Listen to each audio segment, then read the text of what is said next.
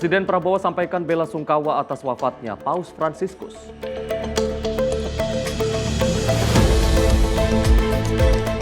DPR rapat bersama mantan pemain sirkus Taman Safari.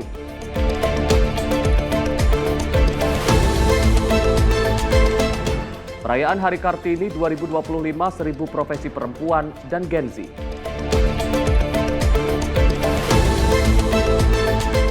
WNA siram tubuh dengan minyak goreng di Kalibata.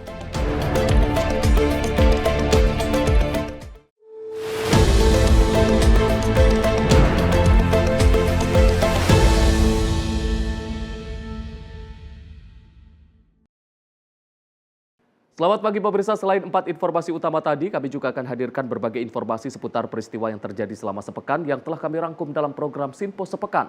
Saya, Arif Rifai. Pemirsa, Presiden Prabowo Subianto meluncurkan program Gerakan Indonesia Menanam di Banyuasin, Sumatera Selatan. Prabowo berharap gerakan ini memperkuat ketahanan pangan melalui teknologi modern dan juga dapat menjadi awal dari perubahan besar menuju kemandirian pangan Indonesia. Presiden Prabowo Subianto secara resmi meluncurkan program Gerakan Indonesia Menanam atau Gerina di Banyuasin, Sumatera Selatan pada Rabu 23 April 2025. Acara ini turut dihadiri oleh inisiator Gerina, Ustaz Adi Hidayat, serta jajaran Menteri Kabinet Merah Putih. Dalam sambutannya, Prabowo menjelaskan bahwa Gerina lahir dari keinginan kuat untuk memperkuat ketahanan pangan nasional melalui pemanfaatan teknologi modern, salah satunya dengan penyebaran benih menggunakan drone. Saya diundang oleh Menteri Pertanian, oleh Menko Pangan untuk menghadiri penanaman sawah dengan teknik modern, di mana penyebaran benih dilaksanakan dengan drone, di mana yang tadinya 1 hektar membutuhkan 25 hari diolah. Kalau pakai cara tradisional, sekarang kita bisa mengolah 25 hektar dalam 1 hari. Dan tadi, di tempat tadi, menurut gubernur, itu adalah tempat buaya. Adalah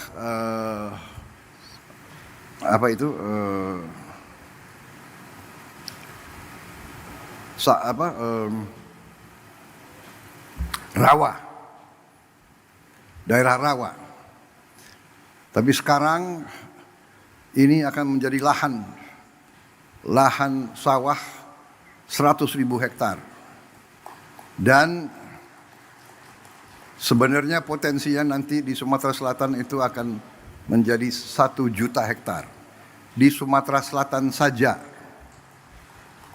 Dan sebagian besar itu adalah rawa, daerah lahan-lahan yang sekarang tidak produktif. Dalam sambutannya, Prabowo juga membagikan kisah yang diceritakan oleh Gubernur Sumatera Selatan, Herman Deru, mengenai penggunaan lahan tidak produktif untuk ditanami padi. Ia memuji langkah ini sebagai terobosan yang bermanfaat bagi masyarakat. Selain itu, Prabowo juga memberikan penghargaan kepada Ustaz Adi Hidayat sebagai tokoh yang visioner dan berwawasan kebangsaan. Ia menilai sang ulama mampu merangkul semua golongan masyarakat tanpa memandang latar belakang agama. Saya bahagia hari ini ada seorang ulama, ada seorang ustadz yang visioner. Pemikirannya luar biasa. Yang terutama adalah ulama, pemimpin Islam, tapi yang wawasannya Pancasila. Yang mengajak semua umat yang berbeda agama, semua umat walaupun berbeda agama, dianggap keluarga sendiri, dianggap saudara sendiri. Inilah Indonesia yang kita cintai. Inilah Indonesia yang terus akan bangun, terus akan bangkit. menjadi negara yang aman, yang damai, yang kuat. Pada kesempatan yang sama, Presiden Prabowo menegaskan pentingnya dukungan terhadap gerakan seperti Gerina untuk memperkuat sektor pertanian dan pangan nasional. Ia berharap inisiatif ini dapat menjadi awal dari perubahan besar menuju kemandirian pangan Indonesia. Gerina menurutnya merupakan bukti bahwa kolaborasi antara pemerintah dan tokoh masyarakat, teknologi dapat menciptakan solusi nyata bagi masa depan bangsa. Tim redaksi Simpo TV melaporkan. Presiden Republik Indonesia Prabowo Subianto menyampaikan ucapan bela sungkawa yang mendalam atas wafatnya Paus Fransiskus yang berpulang pada Senin pagi waktu Vatikan 21 April 2025. Presiden Prabowo mengenang Paus Fransiskus sebagai sosok panutan dunia yang tulus memperjuangkan nilai perdamaian, kemanusiaan, dan juga persaudaraan. Presiden Republik Indonesia Prabowo Subianto menyampaikan ucapan bela sungkawa yang mendalam atas wafatnya Paus Fransiskus. Dalam pernyataannya, Prabowo menyatakan dunia kembali kehilangan sosok panutan yang memiliki komitmen besar terhadap perdamaian, kemanusiaan, dan persaudaraan. Presiden Prabowo juga mengingat kembali momen istimewa ketika Paus Fransiskus mengunjungi Jakarta pada tahun 2024. Menurutnya kunjungan tersebut bukan hanya meninggalkan jejak yang kuat bagi kalangan umat Katolik, melainkan juga di hati seluruh rakyat Indonesia. Pesan kesederhanaan, pluralisme, keberpihakan kepada orang miskin, dan kepedulian Sri Paus terhadap sesama akan selalu menjadi teladan bagi kita semua. Di akhir pernyataannya, Presiden Prabowo pun memberikan penghormatan terakhir bagi mendiang pemimpin gereja Katolik tersebut. Tim redaksi Sinpo TV melaporkan. Pemirsa, Wakil Presiden Gibran Rakabuming Raka menerima kunjungan kehormatan Wakil Perdana Menteri Malaysia Dato' Sri Ahmad Zahid Hamidi di Istana Wakil Kepresidenan Jakarta.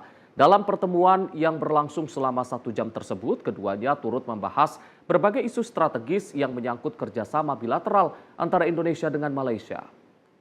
Wakil Presiden Gibran Rakabuming Raka dan Wakil Perdana Menteri Malaysia Dato' Sri Ahmad Zahid Hamidi sepakat untuk memperkuat kolaborasi dalam pengembangan industri halal yang berkelanjutan. Hal tersebut mengingat Indonesia dan Malaysia merupakan 2 negara yang memiliki populasi warga Muslim terbesar di Asia Tenggara. Sehingga selain isu ekonomi, isu mengenai industri halal pun turut menjadi sorotan. Wakil Perdana Menteri Malaysia, jadi ada beberapa hal yang dibahas, yaitu peningkatan kerjasama ekonomi, terutama sekali kerjasama ekonomi di kawasan Batam dan Johor, kemudian juga kerjasama untuk industri halal, karena Indonesia dan Malaysia ini adalah masyarakat Muslim yang terbesar di Asia Tenggara. Kemudian juga perlindungan pekerja migran Indonesia, jadi diintensifkan itu one channel system bagi perlindungan tenaga kerja Indonesia. Kemudian juga kerjasama untuk kepentingan pertanian sawit, minyak sawit. Karena sekali lagi Indonesia, Malaysia adalah produsen minyak sawit terbesar. Kemudian juga akan mengajak serta Malaysia, itu yang sedang dipikirkan. Isu strategis lainnya adalah kedua negara berencana membangun kerjasama di sektor kelapa sawit, dikarenakan Indonesia dan Malaysia merupakan produsen terbesar dunia di sektor tersebut. Dari Jakarta, tim Simpo TV melaporkan. Kita beralih ke informasi lain, pemirsa. Kabar duka datang dari Vatikan di mana pemimpin umat Katolik seluruh dunia, Paus Fransiskus, wafat di usia 88 tahun. Adapun informasi ini disampaikan pihak Vatikan melalui Camerlengo Vatikan.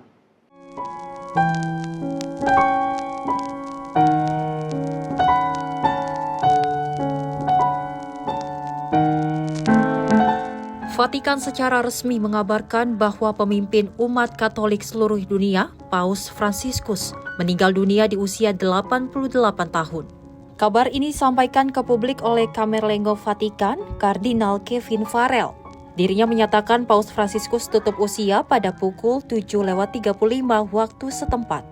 Adapun sebelumnya kondisi kesehatan Paus Fransiskus menurun usai mengidap penyakit pneumonia dan dirawat di Rumah Sakit Gemelli, Kota Roma selama 38 hari. Seusai perawatannya di rumah sakit, Paus Fransiskus melakukan pemulihannya di kediamannya Casa Santa Maria, Kota Vatikan.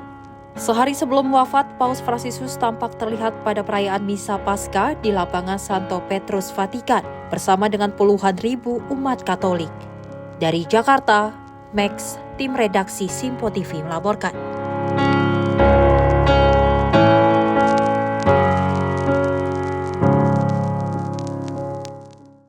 Pemirsa, Menteri Agama Nasaruddin Umar menyampaikan duka mendalam atas wafatnya pemimpin umat Katolik Paus Fransiskus. Dan Menak Nasaruddin dan juga Paus Fransiskus dikenal sebagai dua tokoh yang memiliki jalinan persahabatan. Menteri Agama Republik Indonesia Nasaruddin Umar menyampaikan duka mendalam atas wafatnya pemimpin umat Katolik Paus Fransiskus. Bagi Menak Nasaruddin, Paus Fransiskus ialah salah satu sahabat dekatnya. Menak Nasaruddin dan Paus Fransiskus dikenal sebagai dua tokoh yang memiliki jalinan persahabatan. Pada 5 September 2024, selaku Imam Besar Masjid Istiqlal, Profesor Nasaruddin Umar menandatangani deklarasi Istiqlal. Dalam kesempatan itu, Profesor Nasaruddin Umar mengenalkan kepada Paus Fransiskus bahwa Masjid Istiqlal adalah rumah besar bagi kemanusiaan. Saya Nasaruddin Umar, Menteri Agama Republik Indonesia, juga Imam Besar Masjid Istiqlal Jakarta, mengucapkan duka yang sedalam-dalamnya atas wafatnya Yang Mulia Paus Fransiskus. Tentu jasa dan persahabatan beliau tidak bisa kita lupakan. Baru saja telah mengunjungi Indonesia, termasuk mengunjungi Masjid Istiqlal dan memberikan pernyataan bersama yang sangat mengglobal. Baru saja dipanggil oleh Tuhan Yang Maha Kuasa. Tentu doa kita semoga Yang Mulia mendapatkan tempat yang layak di sisinya sesuai dengan kebajikan yang telah dilakukannya. Lebih lanjut, Menak berpesan kepada umat Katolik yang telah ditinggalkan Paus Fransiskus agar bersabar dalam menghadapi cobaan. Tim redaksi Simpo TV melaporkan. Pemirsa, dalam surat wasiatnya, Paus Fransiskus memberikan instruksi yang sederhana mengenai pemakamannya. Ia meminta agar dimakamkan dalam tanah tanpa ornamen khusus, hanya dengan prasasti bertuliskan Fransiskus. Upacara penghormatan untuk Paus Fransiskus ini dilaksanakan pada Rabu 23 April 2025. Misa Requiem akan dimulai pada Sabtu, serupa dengan pemakaman Paus Benediktus.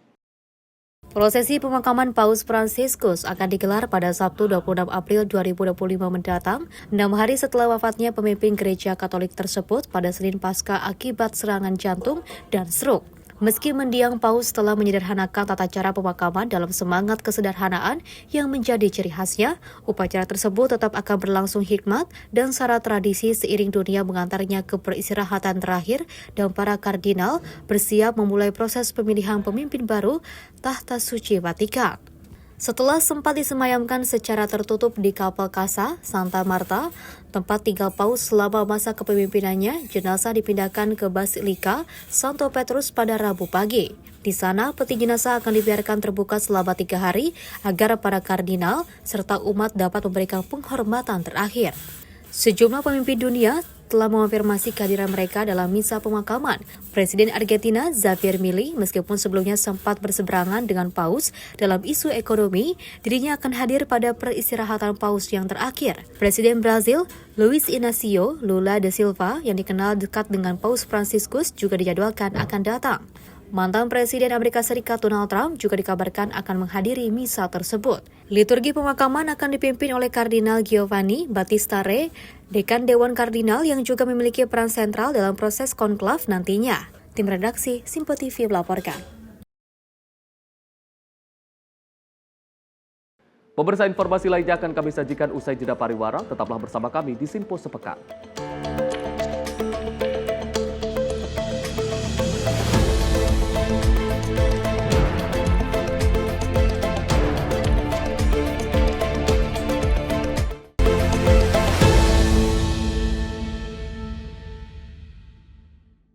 Pemirsa Simpo TV kembali hadir menemani Anda dengan berbagai informasi yang telah kami rangkum dalam sepekan. Sajian lengkap informasi sepekan kami hadirkan untuk Anda. Badan Legislasi DPR menemui masa unjuk rasa di depan gedung DPR RI Senayan, Jakarta. Menemani akhir pekan Anda bersama keluarga dengan rangkuman berita menyeluruh dalam Simpo Sepekan setiap minggu pukul 6 pagi hanya di Simpo TV. Kami hadir dengan rangkaian informasi dari berbagai penjuru dunia. Topik dan isu yang tengah menjadi sorotan mancanegara dikemas dengan lengkap untuk Anda.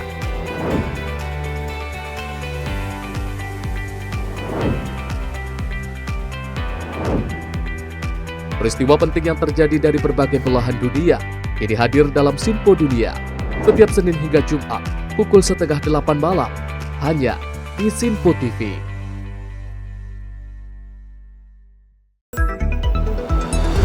Jadilah yang pertama mengetahui perkembangan terkini seputar informasi dari lembaga parlemen. Punya data nasional, tidak ada satupun backup berarti kan?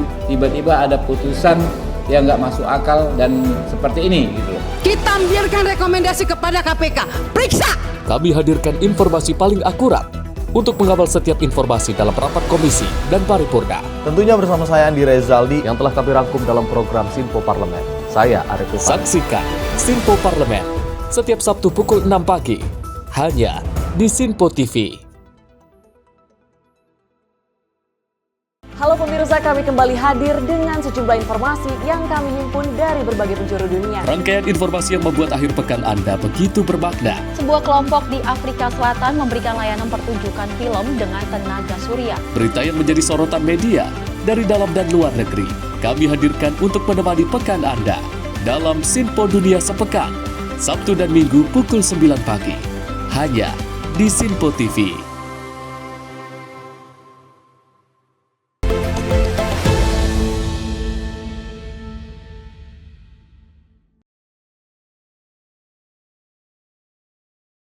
Pemirsa, Anda kembali menyaksikan Simpo Sepekan. Komisi 3 DPR menggelar rapat dengar pendapat umum atau RDPU bersama Direskrimum Polda Jawa Barat dan kuasa hukum mantan pemain sirkus serta pihak pengelola sirkus Taman Safari di Kompleks Parlemen Senayan, Jakarta pada Senin siang.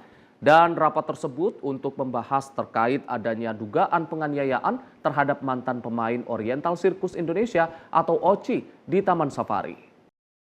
Komisi 3 DPR menggelar rapat dengar pendapat umum atau RDPU bersama Direskrimum Polda Jawa Barat dan kuasa hukum mantan pemain sirkus serta pihak pengelola sirkus Taman Safari di Kompleks Parlemen Senayan, Jakarta pada Senin siang. Rapat dengar pendapat ini para mantan pemain sirkus Taman Safari diberikan kesempatan untuk memberikan penjelasan mengenai peristiwa yang dialami tersebut. Pasalnya mantan pemain sirkus mengaku bahwa mereka diambil usia sejak kecil dan diperbudak hingga dianiaya. Kasus tersebut pun merupakan kasus lama sehingga para mantan pemain sirkus ini baru belakangan ini untuk memberanikan diri melaporkan ke Komnas HAM. Dari Jakarta, Fahrizal, Davarizkiano, Simpo TV melaporkan. Kita beralih ke informasi lain, pemirsa. Anggota Komisi 7 DPR RI Mulyadi mendorong percepatan dan juga optimalisasi pemanfaatan energi panas bumi atau geotermal sebagai bagian dari transisi menuju energi bersih dan juga berkelanjutan, terutama di Sumatera Barat. Menurutnya, energi panas bumi merupakan salah satu potensi unggulan Sumatera Barat yang belum dimanfaatkan secara maksimal. DPR RI berkomitmen mendorong penguatan energi bersih demi masa depan Indonesia yang berkelanjutan. Anggota Komisi 12 DPR RI Mulyadi menegaskan pentingnya pemanfaatan potensi energi panas bumi di Sumatera Barat yang diperkirakan mencapai lebih dari 1.000 megawatt. Sumatera Barat memiliki keunggulan di sektor energi bersih, oleh karena itu Mulyadi mendorong percepatan eksplorasi dan pembangunan pembangkit listrik tenaga panas bumi atau PLTP di Sumatera Barat. Mulyadi menilai Sumatera Barat tidak hanya bisa memenuhi kebutuhan energi sendiri, tetapi juga berpotensi dapat berkontribusi dalam interkoneksi listrik Pulau Sumatera. Salah satu proyek panas bumi yang sudah berjalan adalah milik PT Supreme Energi yang saat ini telah berhasil menghasilkan listrik sebesar 80 megawatt. Perusahaan tersebut juga berencana menambahkan kapasitas produksi melalui eksplorasi lanjutan dengan target tambahan 80 megawatt. Selain Supreme Energi, beberapa perusahaan lain juga tengah melakukan penugasan survei pendahuluan dan eksplorasi, termasuk Medco di wilayah Pasaman dengan potensi hingga 50 megawatt. Mulyadi mengungkapkan bahwa meskipun biaya eksplorasi energi panas bumi tergolong mahal, hal ini tidak seharusnya menjadi penghalang, karena Mulyadi menilai investasi dalam sektor ini sangat penting untuk berkelanjutan energi di masa depan.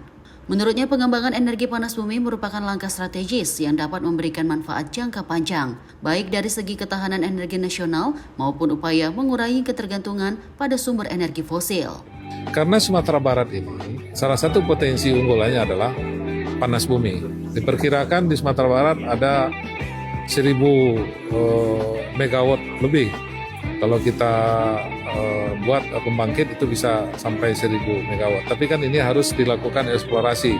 Eksplorasi panas bumi ini kan biaya cukup besar. Jadi semua akan kita optimalkan supaya potensi yang ada di Sumatera Barat ini, yang kita tidak punya sumber daya alam yang melimpah seperti Riau, Sumsel, dan lain-lain. Tapi yang potensi yang ada ini bagaimana kita optimalkan sehingga ini akan memberikan dampak ekonomi kepada Sumatera Barat.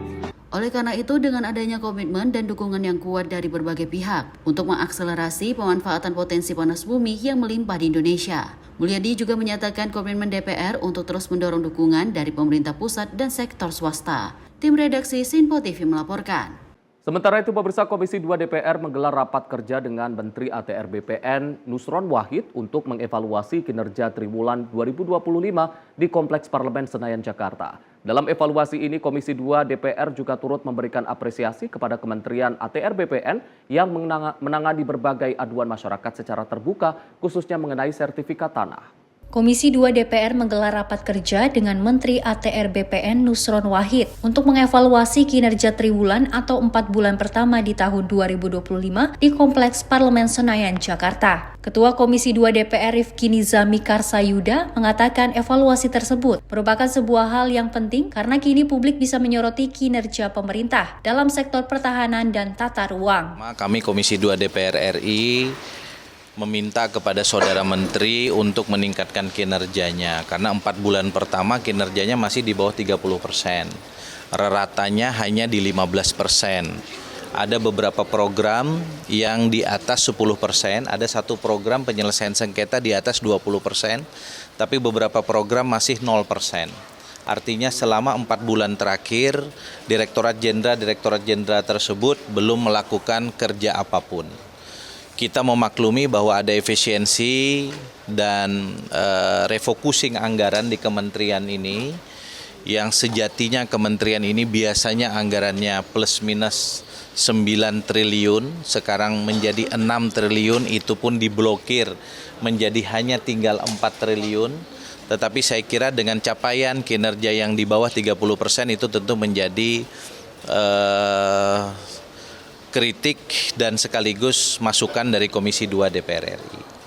Kami juga mengapresiasi pada pihak yang lain, Kementerian ATR BPN yang berupaya sedemikian rupa menangani berbagai macam pengaduan masyarakat secara lebih terbuka dan accountable.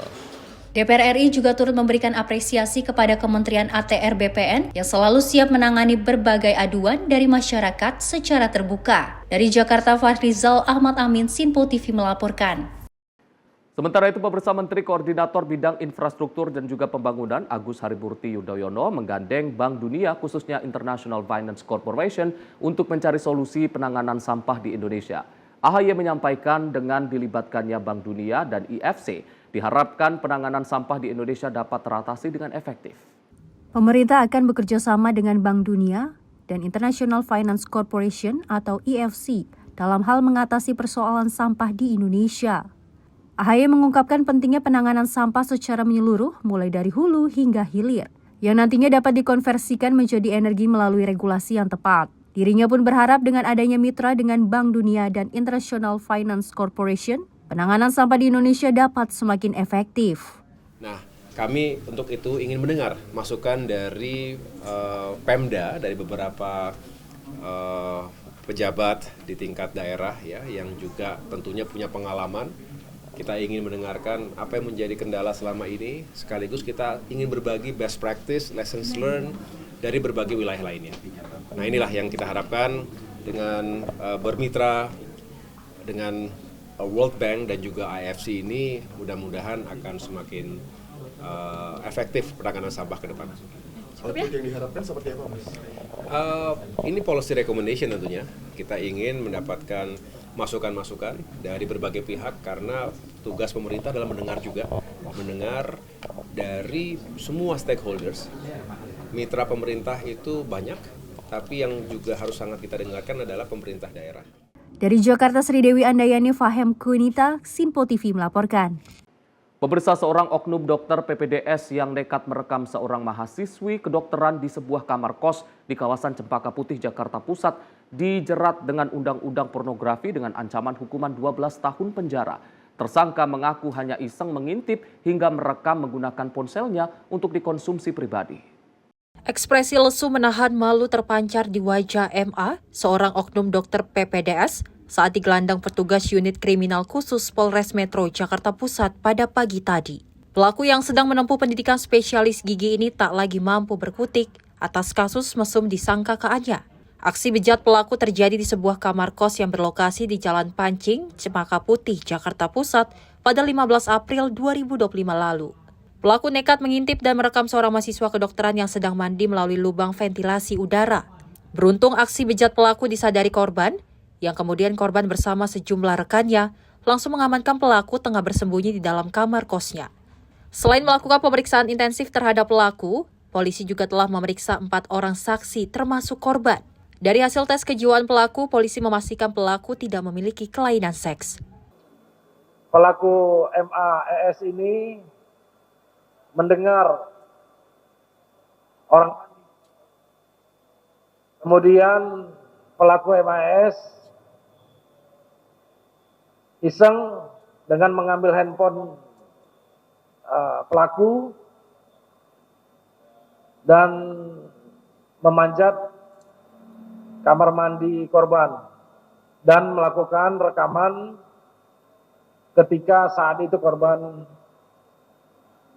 setelah mandi namun masih terlihat oleh pelaku, dan dengan cara merekam dengan durasi 8 detik dengan menggunakan handphone pelaku. Ya, terima kasih pertanyaannya. Hasil dari pemeriksaan terhadap pelaku, pelaku mengaku iseng karena mendengar seseorang yang sedang mandi, sehingga pelaku berniat untuk melakukan merekam terhadap korban yang sedang mandi. Terkait dengan video yang telah dibuat, itu hanya untuk keterangan dari pelaku hanya untuk konsumsi sendiri, tidak untuk dijual ataupun disebarkan ke orang lain. Pelaku mengaku sengaja mengintip dengan berpijak pada sebuah bangku untuk mencapai ventilasi udara kamar mandi korban. Namun begitu aksi mesumnya itu diakui pelaku hanyalah iseng dan untuk dikonsumsi pribadi. Hilaf, Pak. Hilaf, Pak. Sering melihat korban, kontrasepsi atau gimana? Tidak pernah, Pak. Tidak pernah. Kenapa tiba-tiba tahu lubang ventilasi? Kalau lubang ventilasi udah ada, Pak, sejak saya masuk, Pak. Tapi tahu kalau korban tinggal di situ? Enggak tahu. Oh, berarti random ya? Oh, random berarti sudah tahu. Enggak pernah, Pak, baru sekali. Bukan sempat lembok ya? Enggak. 3. Akibat perbuatannya, pelaku yang telah ditetapkan sebagai tersangka dijerat pasal 29 Undang-Undang RI Nomor 44 Tahun 2008 tentang pornografi dengan ancaman hukuman 12 tahun penjara. Dari Jakarta, Dio Malau, Simpo TV melaporkan. Kita beralih ke informasi lain, pemirsa. Kementerian Perdagangan Republik Indonesia merespon ancaman dari China kepada negara-negara lain yang tengah melakukan negosiasi kebijakan tarif Presiden Amerika Serikat. Dirjen Perundingan Perdagangan Internasional Kementerian Perdagangan Republik Indonesia, Jatmiko Dris Wijaksono, ini mengatakan pemerintah Indonesia akan tetap melaksanakan kegiatan perdagangan dengan mitra-mitra lainnya, baik itu Amerika Serikat dan juga China. Di tengah memanasnya perang dagang antara Amerika Serikat dan China, pemerintah Indonesia menyebut akan tetap melakukan kegiatan mitra dagang dengan Amerika Serikat maupun China. Terkait adanya ancaman dari China kepada negara yang melakukan negosiasi dengan Amerika Serikat, Jatmiko meyakini bahwa Indonesia dan China sama-sama menjunjung tinggi prinsip perdagangan multilateral dan menghormati hak serta kewajiban masing-masing negara dalam perdagangan internasional. Lebih lanjut, ia juga memastikan jika isu tersebut benar adanya, maka pemerintah Indonesia berkomitmen akan menyelesaikan isu tersebut melalui jalur diplomasi. Kita tetap melakukan kegiatan perdagangan dengan mitra-mitra kita yang lain sebagaimana biasa kita lakukan. Jadi kita tidak mengambil tindakan balasan ataupun termasuk dengan Amerika, ini merupakan perusahaan pemerintah Indonesia. Terkait dengan pemerintah RRT, saya rasa Indonesia dan RRT juga kita sama-sama junjung tinggi ya prinsip perdagangan multilateral, ya kita saling menghormati hak dan kewajiban kita masing-masing. Saya tidak bisa berspekulasi gitu apa yang akan terjadi ke depan. Yang pasti pemerintah Indonesia akan tetap memastikan bahwa kegiatan perdagangan dengan mitra-mitra utama kita itu tetap berjalan dengan sebaik mungkin. Kalaupun ada isu ya di lapangan, selalu akan kita selesaikan di forum diplomasi dan negosiasi perdagangan. Terkait dengan pertanyaan Reuters, bagaimana nanti ke depannya? Dari Jakarta, Sri Dewi Andayani, Rona Bayu, Simpo TV melaporkan. Pemirsa, salah satu organisasi Islam terbesar di Indonesia, Muhammadiyah, dukungannya terhadap rencana Presiden Republik Indonesia Prabowo Subianto untuk mengevakuasi 1.000 warga Palestina dari Gaza ke Indonesia. Namun dukungan ini diberikan dengan syarat evakuasi dilakukan secara sementara, bukan permanen. Ketua Umum Pimpinan Pusat Muhammadiyah, Haidar Nasir, menegaskan bahwa langkah kemanusiaan ini harus tetap berada dalam koridor yang tidak menimbulkan kontroversi serta tidak mengarah pada pemindahan penduduk secara tetap.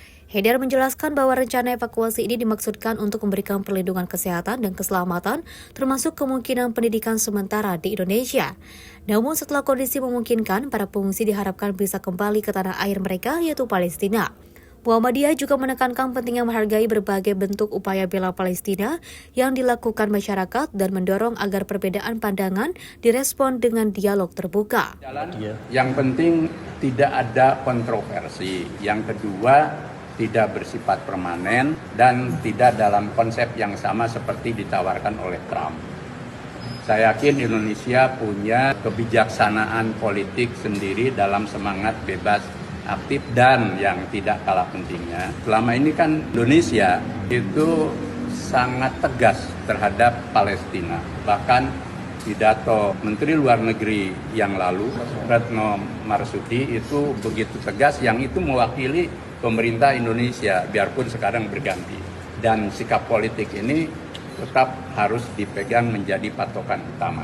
Jadi disinilah pentingnya saling pemahaman. Yang kedua, berbagai kelompok, tokoh, dan golongan yang punya komitmen yang sama untuk Palestina dan lahirnya negara Palestina merdeka. Ketika ada perbedaan, lakukan dialog, komunikasi, dan saya yakin juga mendorong saling pemahaman. Jangan sampai justru saling mengadjustment, saling kontradiksi yang akhirnya kita tidak bisa memobilisasi energi positif kita untuk Palestina. Dan saya yakin inilah tradisi dalam kehidupan kebangsaan. Meski mendukung langkah evakuasi, Haidar mengingatkan bahwa pendekatan diplomatik dan politik jangka panjang tetap harus menjadi prioritas dalam mendukung kemerdekaan Palestina. Tim redaksi Simpo TV melaporkan. Pemirsa, informasi lainnya akan kami sajikan usai jeda. Tetaplah bersama kami di Simpo Sepekan.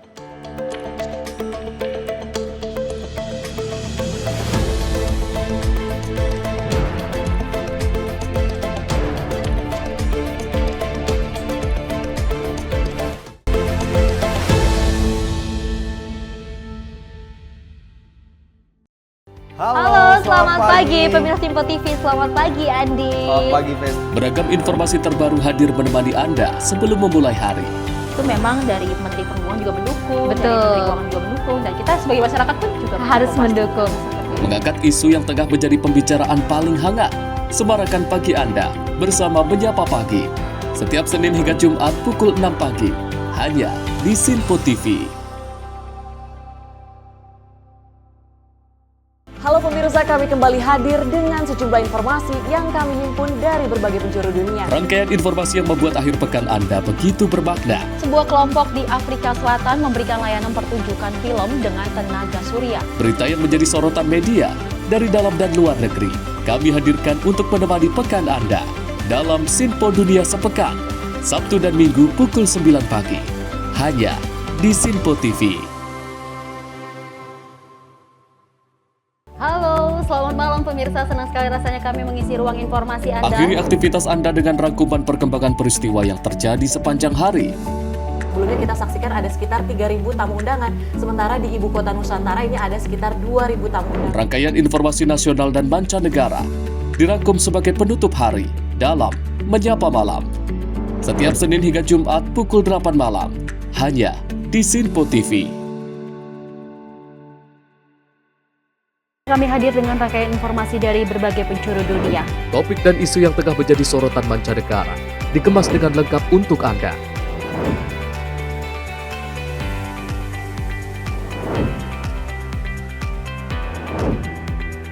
Peristiwa penting yang terjadi dari berbagai belahan dunia ini hadir dalam Sinpo Dunia setiap Senin hingga Jumat pukul 7:30 malam, hanya di Sinpo TV.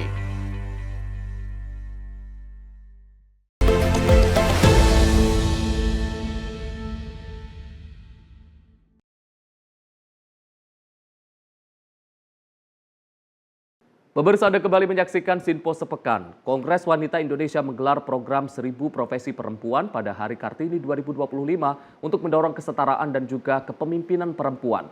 Tema 1000 Profesi Perempuan dan Gen Z menjadi pelopor berkarya tanpa batas, menghargai peran perempuan dan juga Gen Z sebagai agen perubahan.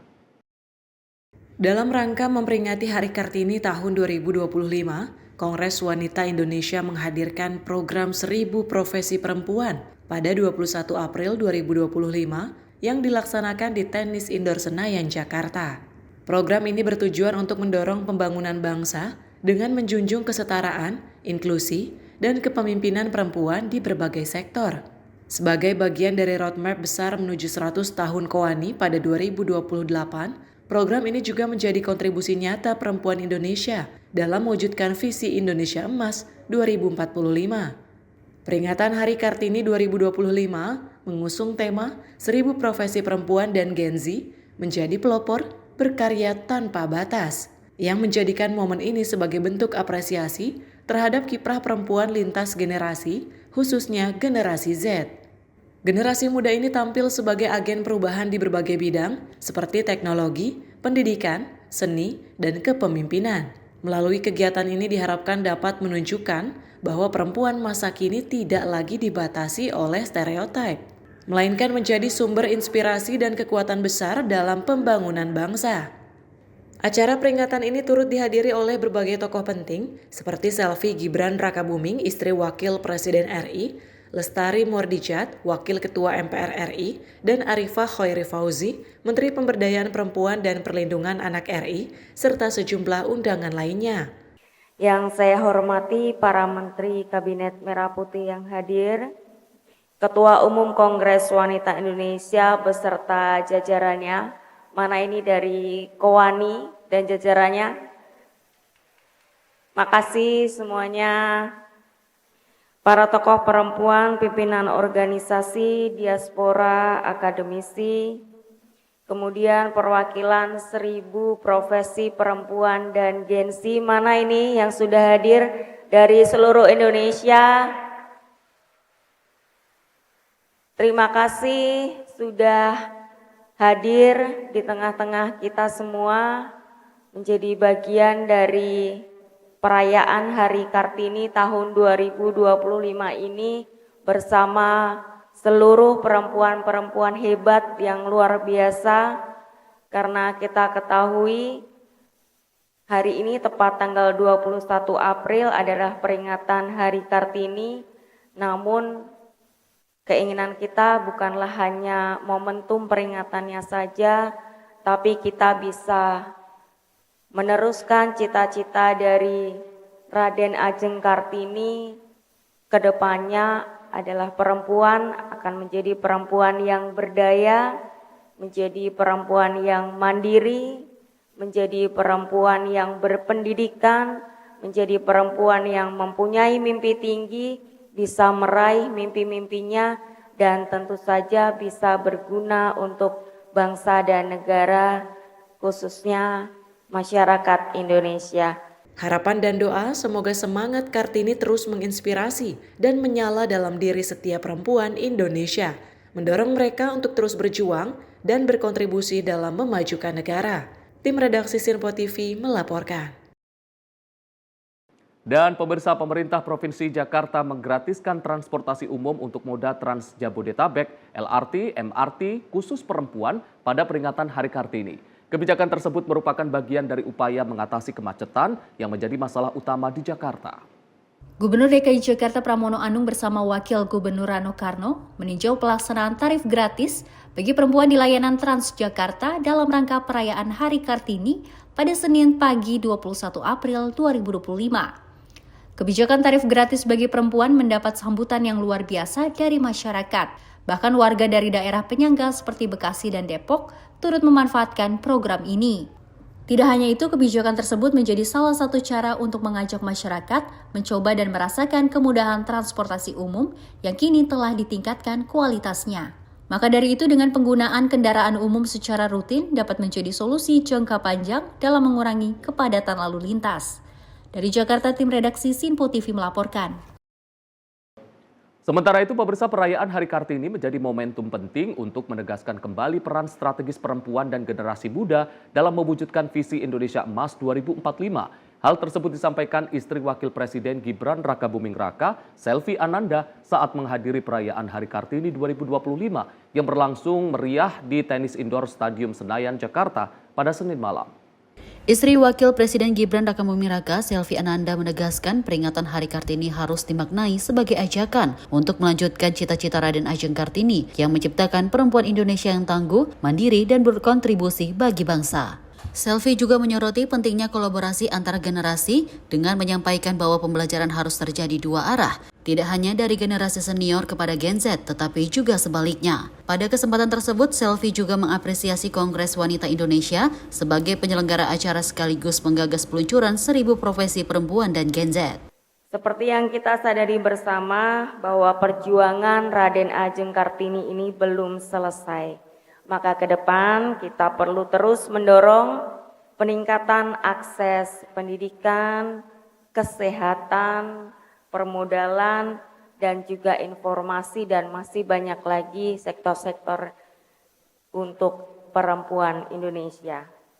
Dan kita juga perlu untuk terus mengupayakan perlindungan maksimal bagi perempuan dari tindak kekerasan baik fisik maupun mental, serta menciptakan ekosistem yang aman dan kondusif bagi perempuan untuk berkreasi, berkarya, berekspresi, dan juga berkembang.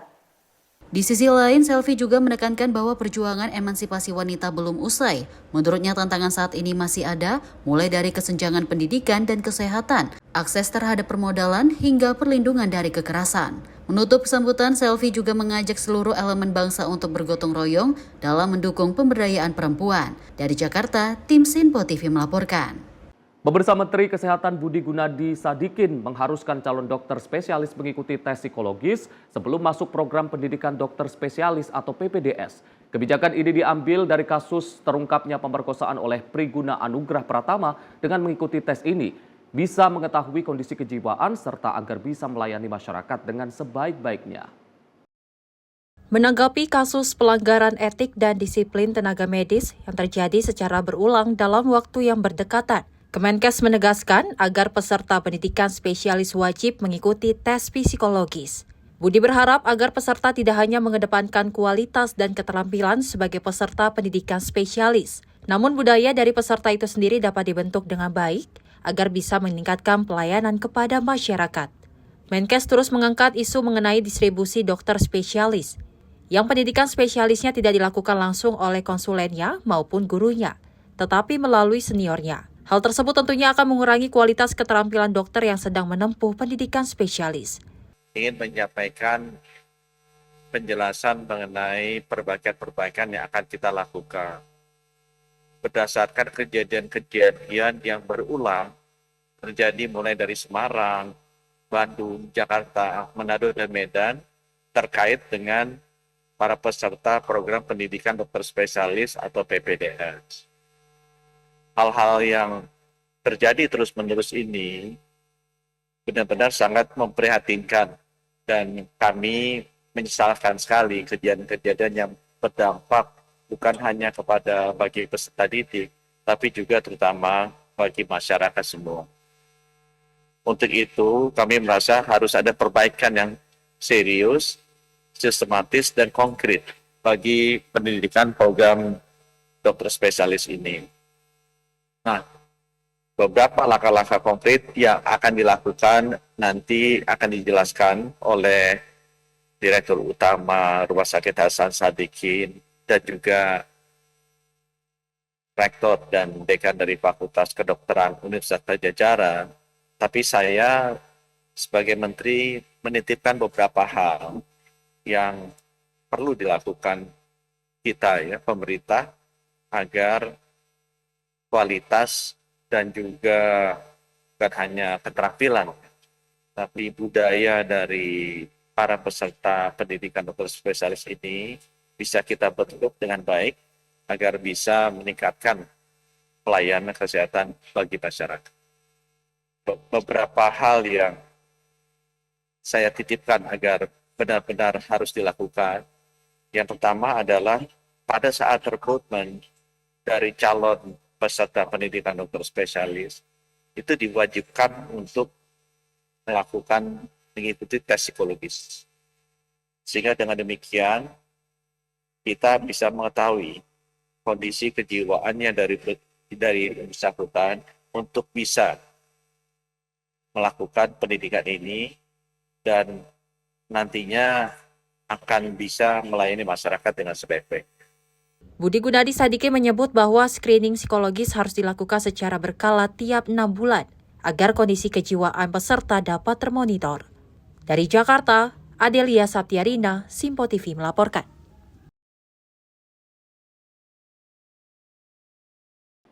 Kita beralih ke informasi lain, pemerintah Provinsi DKI Jakarta sudah membuka lowongan pekerjaan bagi penyedia jasa lainnya perorangan termasuk dengan posisi petugas prasarana dan sarana umum atau PPSU dan pemadam kebakaran. Saat ini Pemprov DKI sedang mempersiapkan sistem pendaftaran online sehingga proses perekrutan masyarakat dapat dilakukan dengan lebih mudah, efisien dan nyaman bagi masyarakat.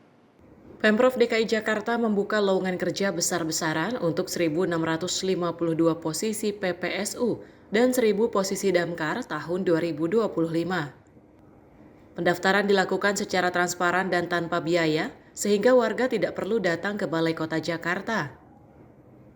Untuk pendaftaran, pelamar PPSU kini cukup memiliki ijazah sekolah dasar dengan kemampuan membaca dan menulis yang baik, serta usia maksimal 58 tahun.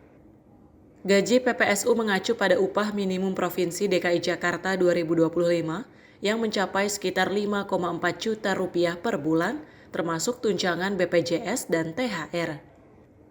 Sementara itu persyaratan dan gaji untuk Damkar mengikuti ketentuan yang berlaku. Rekrutmen ini terbuka bagi seluruh masyarakat dengan berbagai ragam latar belakang pendidikan. Melalui SPSE untuk memberikan peluang bagi seluruh calon yang memenuhi syarat. PPSU juga merupakan bagian penting dalam menjaga kebersihan dan kerapian kota. Gaji petugas PPSU yaitu mencapai lebih dari 5,4 juta rupiah. Sedangkan untuk pemadam kebakaran mengikuti upah minimum provinsi 6,4 juta rupiah. Dari Jakarta, Adelia Saptiarina, Sinpo TV melaporkan. Pemirsa, Presiden ke-7 Indonesia Joko Widodo menanggapi terkait tudingan ijazah palsu yang kembali mencuat di media sosial. Tudingan ijazah palsu yang ditujukan kepada dirinya dinilai Jokowi sudah kelewat batas.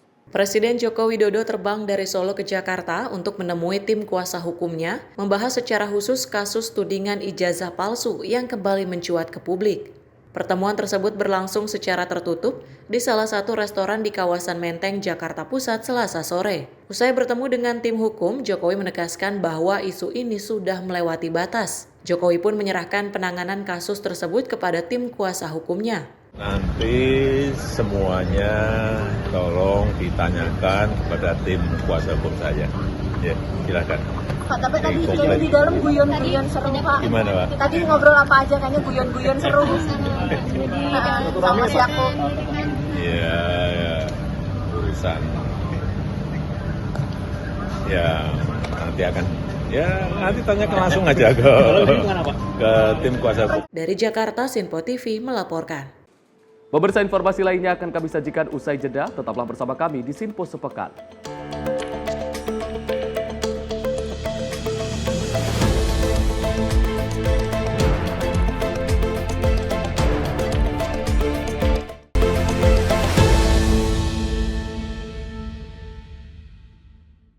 Pemirsa, Sinpo TV kembali hadir menemani Anda dengan berbagai informasi yang telah kami rangkum dalam sepekan. Sajian lengkap informasi sepekan kami hadirkan untuk Anda. Badan Legislasi DPR menemui masa unjuk rasa di depan gedung DPR RI Senayan, Jakarta. Menemani akhir pekan Anda bersama keluarga dengan rangkuman berita menyeluruh dalam Sinpo Sepekan setiap minggu pukul 6 pagi hanya di Sinpo TV. Kami hadir dengan rangkaian informasi dari berbagai penjuru dunia. Topik dan isu yang tengah menjadi sorotan mancanegara dikemas dengan lengkap untuk Anda.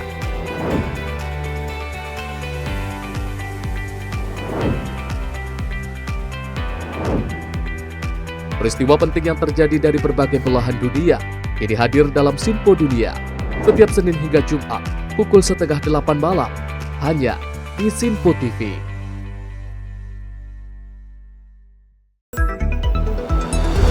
Jadilah yang pertama mengetahui perkembangan terkini seputar informasi dari lembaga parlemen. Punya data nasional, tidak ada satupun backup berarti kan? Tiba-tiba ada putusan yang nggak masuk akal dan seperti ini gitu. Kita ambilkan rekomendasi kepada KPK, periksa! Kami hadirkan informasi paling akurat untuk mengawal setiap informasi dalam rapat komisi dan paripurna. Tentunya bersama saya Andi Rezaldi yang telah kami rangkum dalam program Sinpo Parlemen. Saya Arif Rifai. Saksikan Sinpo Parlemen setiap Sabtu pukul 6 pagi hanya di Sinpo TV.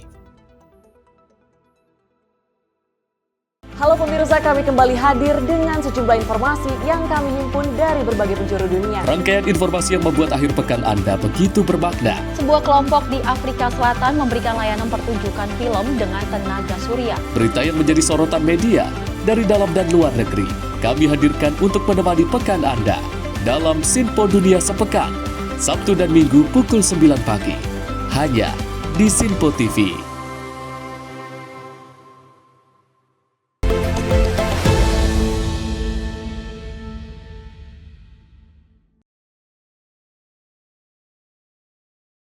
Pemirsa, Anda kembali menyaksikan Sinpo Sepekan. Direktorat Reserse Narkoba Polda Metro Jaya berhasil menggagalkan peredaran narkotika jenis sabu di wilayah Tangerang, Banten. Dari tangan kurir narkoba, petugas kepolisian berhasil mengamankan barang bukti sabu seberat 10.059 gram atau 10 kilogram. Subdit 3 Direktorat Narkoba Polda Metro Jaya berhasil mengamankan pelaku yang diduga sebagai kurir narkoba di pinggir jalan di kawasan Tangerang, Banten. Petugas membekuk pelaku yang mengamankan barang bukti 2 bungkus paket narkoba jenis sabu yang dibungkus kardus berukuran kecil. Usai dilakukan interogasi oleh penyidik Kasubdit 3 Direktorat Narkoba Polda Metro Jaya, AKBP Adri Chandra mengatakan pelaku mengaku menyimpan narkoba di beberapa lokasi dan ditemukan 8 kantong besar serta 6 kantong sedang yang berisikan narkoba jenis sabu dengan total mencapai lebih dari 8 kg. Ini kami telah mengamankan tersangka pelaku narkoba atas nama inisial S dengan barang bukti seberat 10 kg narkotika jenis sabu atau metamfetamin di wilayah Tangerang. Untuk selanjutnya, tersangka dan barang bukti akan kami bawa ke Direktorat Reserse Narkoba dan dilakukan penyelidikan lebih lanjut. Adapun dari tangan pelaku, polisi berhasil mengamankan barang bukti sabu seberat 10.003,59 gram atau 10 kg. Saat ini pelaku beserta seluruh barang bukti telah diamankan Direktorat Reserse Narkoba Polda Metro Jaya untuk pemeriksaan lebih lanjut. Dari Jakarta, Jihan Nabila Mutia Anggiani, Sinpo TV melaporkan. Pemirsa, jagat maya digegerkan dengan aksi brutal seorang warga negara asing yang mengamuk di sebuah supermarket di kawasan Kalibata City, Pancoran, Jakarta Selatan pada Senin 21 April 2025. Pria tersebut terekam telanjang dada sambil berteriak histeris, melumuri tubuhnya dengan minyak goreng dan menghancurkan barang-barang di sekitar supermarket. Seorang pria warga negara asing WNA mengamuk di sebuah supermarket Kalibata City, Pancoran, Jakarta Selatan pada Senin 21 April 2025. Kapolsek Pancoran Kompol Mansur membenarkan kejadian ini. Pria tersebut diduga mabuk berat dan sedang mengalami konflik keluarga yang berujung kekerasan. WNA tersebut tinggal di apartemen Kalibata City bersama istri dan 2 anaknya. Lebih mengkhawatirkan, pria tersebut sempat menjadikan 2 anaknya yang masih balita sebagai sasaran. Salah satu anaknya nyaris dilempar oleh pelaku dalam kondisi kalap. Beruntung petugas dan warga segera bertindak cepat dan berhasil menyelamatkan kedua anak laki-laki yang masing-masing berusia sekitar 2 dan 3 tahun. Dalam rekaman video yang tersebar luas, terlihat sejumlah petugas keamanan dan warga mencoba menenangkan pelaku yang terus berontak, bahkan melawan saat dilempari buah-buahan di supermarket. Setelah cukup lama membuat kericuhan, pria WNA tersebut akhirnya berhasil dilumpuhkan dan dibawa ke Rumah Sakit Polri Kramat Jati untuk penanganan lebih lanjut, termasuk pemeriksaan kondisi mental dan kadar alkohol dalam tubuhnya. Tim redaksi Simpo TV melaporkan. Kita beralih ke informasi lain, pemirsa. Mesin pesawat Delta Airlines terbakar di Bandara Orlando, Florida, Amerika Serikat sebelum lepas landas menuju Atlanta pada Senin pagi waktu setempat. Sebanyak 282 penumpang dan 10 kru berhasil dievakuasi tanpa korban luka. Sebuah pesawat komersil milik maskapai Delta Airlines dilaporkan terbakar di Bandara Internasional Orlando, Florida, Amerika Serikat pada Senin 21 April 2025. Sekitar pukul 11:15 waktu setempat. Dalam video yang diunggah oleh pemilik akun @dilangwall di akun pribadinya, tampak api melahap bagian mesin sebelah kanan pesawat sebelum lepas landas, serta terlihat kepulan asap hitam keluar dari badan pesawat. Insiden terjadi saat pesawat bersiap untuk terbang menuju Bandara Internasional Hartsfield-Jackson, Atlanta. Menyadari situasi darurat, petugas segera mengevakuasi 282 penumpang dan 10 kru dari dalam pesawat dengan cepat dan tertib. Beruntung tidak ada korban luka dalam peristiwa tersebut. Seluruh penumpang dan awak berhasil dievakuasi dengan selamat dan pihak berwenang kini tengah menyelidiki penyebab terbakarnya mesin pesawat tersebut. Tim redaksi Sinpo TV melaporkan. Sementara itu, pemirsa, kebakaran menghanguskan toko bangunan di Jalan Pahlawan, Kelurahan Neglasari, Kecamatan Cibenying Kaler, Kota Bandung pada Rabu dini hari. Luas area yang terbakar mencapai 350 meter persegi dari total luas 460 meter persegi. Tidak ada korban jiwa dalam kebakaran ini, namun kerugian ditaksir mencapai 2 miliar rupiah.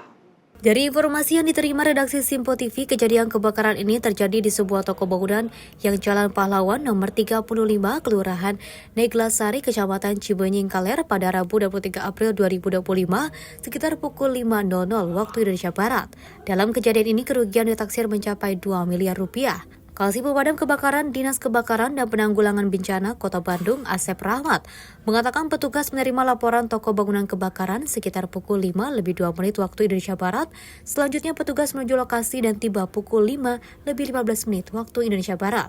Petugas langsung melakukan upaya pemadaman api dan mencegah perempetan ke lokasi lain. Ia mengatakan petugas langsung melakukan upaya pemadaman api dan mencegah perempetan ke lokasi lainnya. Hingga saat ini Asep mengatakan api sudah padam dan petugas melakukan pendinginan. Saat terjadi kebakaran tidak ada orang di dalam toko bangunan tersebut, sehingga penyebab kejadian masih diselidiki. Dalam kejadian ini, Diskar PB Kota Bandung mengerahkan 8 unit mobil pemadam kebakaran yang terdiri dari 3 unit pancar pusat, 2 unit water tanker, 1 unit rescue, 1 unit pancar UPTD Utara, dan 1 unit pancar UPTD Barat. Tim redaksi Simpo TV melaporkan.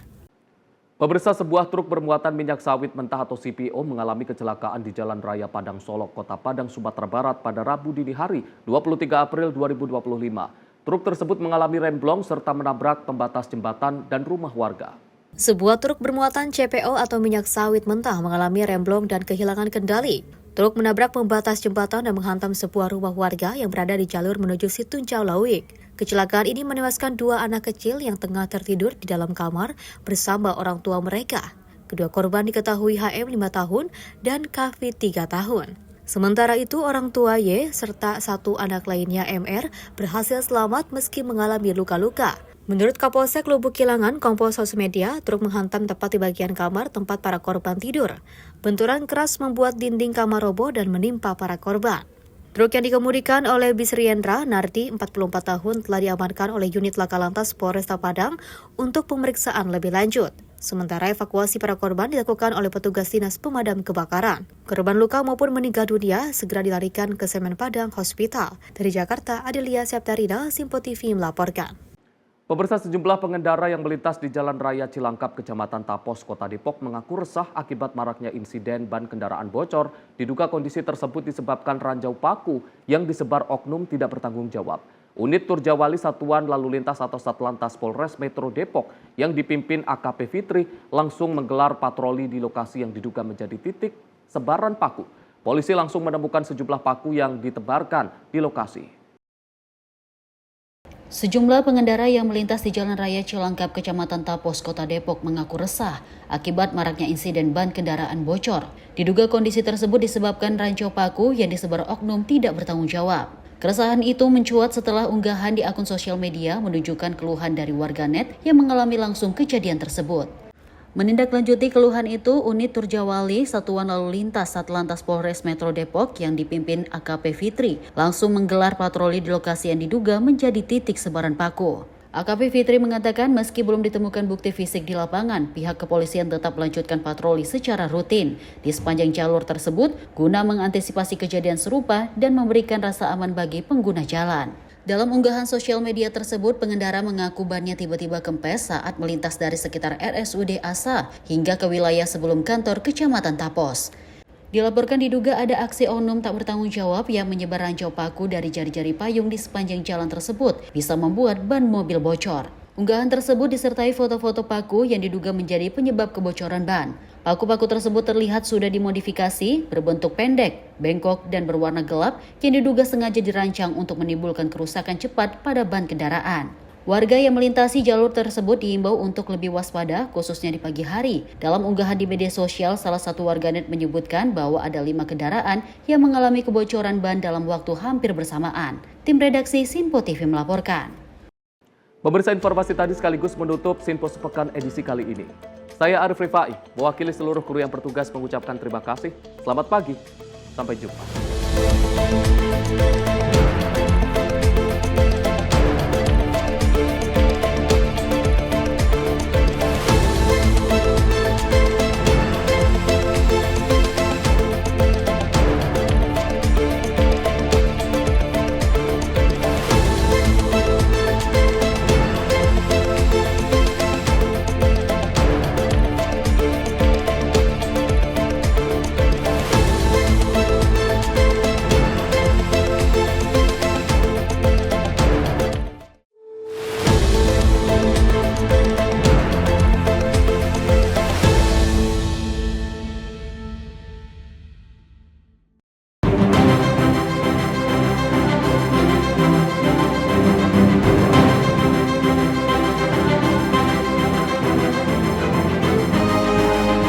Simpo TV, News, Sport, Entertainment.